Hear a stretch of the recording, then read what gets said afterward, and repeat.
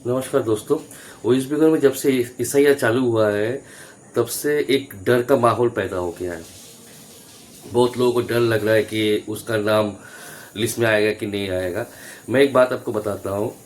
Number 1 ये है कि 2022 साल में अगर किसी का वोटर लिस्ट में नाम है तो उसके जो बच्चे हैं वो कोई भी डॉक्यूमेंट नहीं दिखाने से भी चल जाएगा।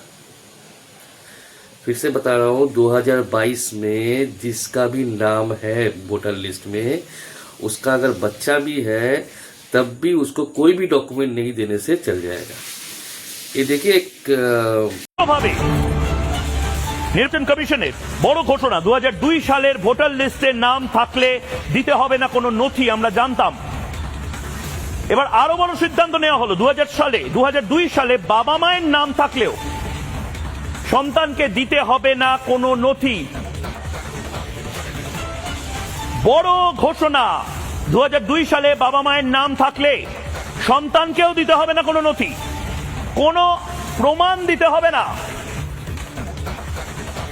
বিরাট বড় খবর এই মুহূর্তে। নির্বাচন কমিশনার জ্ঞানেশ কুমার এই সংক্রান্ত বিষয়ে কি বলেছেন ভালো করে শুনুন।